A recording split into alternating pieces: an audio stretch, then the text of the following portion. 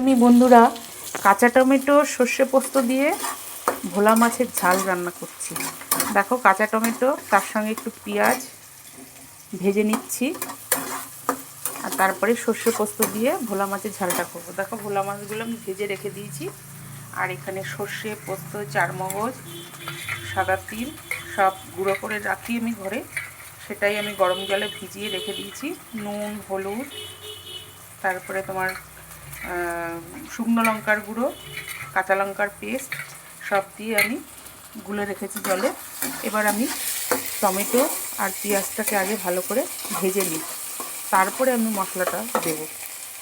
এবার দেখো আমার কাঁচা টমেটো আর পেঁয়াজটা ভাজা হয়ে গেছে। এবার আমি সর্ষে পোস্তটা এর মধ্যে দিয়ে দিচ্ছি।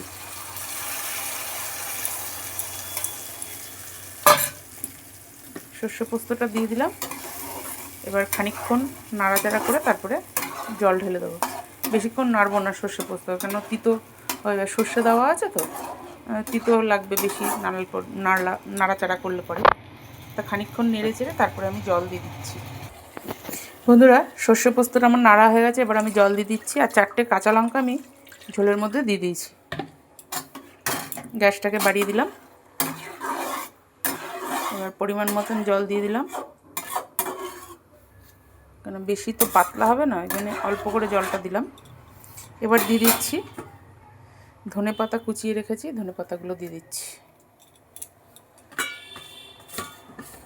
ধনে পাতা দিয়ে সর্ষে পোস্ত দিয়ে যে কোনো মাছের ঝাল খেতেই খুব ভালো লাগে, আর ভোলা মাছ তো একটু ঝাল করলেই ভালো লাগে। এর মধ্যে যদি বেগুন দেওয়া যেত, বেগুনটা দিলেও ভালো লাগতো খেতে। তা আমার ঘরে আজকে বেগুন নেই, ওই জন্য আমি বেগুন দিলাম না। সর্ষে পোস্তর সাথে বেগুন দিয়ে রান্না করলেও ভালো লাগে। এবার আমি কড়াইটাকে ঢেকে দেবো, ঢেকে দিয়ে তারপরে আমি ঢাকাটা খুলবো 10 মিনিট পরে। 10 মিনিট পরে ফুটে উঠলে পরে তারপরে মাছগুলো দেবো। এবার দেখো বন্ধুরা ঝোলটা আমার ফুটে উঠেছে। এইবার আমি মাছগুলো দিয়ে দেবো এক এক করে।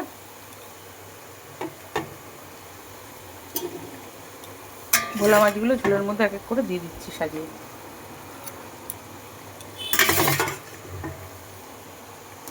দিয়ে দিলাম। এইবার মাছগুলো ভালো করে ঝোলের সাথে ফুটতে দিতে হবে, তারপরে গ্যাসটা আমি অফ করব। একটু মাখা মাখা হবে, গ্যাসটাকে তারপরে অফ করে দেবো। ঝোলের সাথে মাছটাকে ফুটতে দিলাম।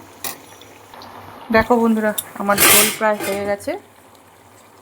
তাহলে আজকে কাঁচা টমেটো আর সর্ষে পোস্ত দিয়ে বানিয়ে ফেললাম ভোলা মাছের ঝাল। তোমাদের আমার রেসিপিটা যদি আজকে ভালো লাগে তাহলে একটা লাইক, কমেন্ট, শেয়ার করে অবশ্যই বন্ধুরা পাশে থেকো। তোমরা কে কেমনভাবে রান্না করো ভোলা মাছ সেটা আমাকে কমেন্ট করে জানিও। তা আমি ভোলা মাছ করলে সাধারণত আমি সর্ষে পোস্ত দিয়ে ঝালটাই করি, আর অন্যরকম করি পেঁয়াজ দিয়েও করি মাখা মাখা করে। তো সর্ষে পোস্ত দিয়ে মেয়ে আবার বেশি ভালোবাসে খেতে, ওই জন্য সর্ষে পোস্ত দিয়েই করলাম আজকে ঝালটা। তাহলে আজ এই পর্যন্ত। কাল আবার নতুন কোনো ভিডিও নিয়ে হাজির হবো। ততক্ষণে তোমরা সবাই সুস্থ থেকো, ভালো থেকো, সাবধানে থেকো। আজকের মতো টাটা, বাই বাই।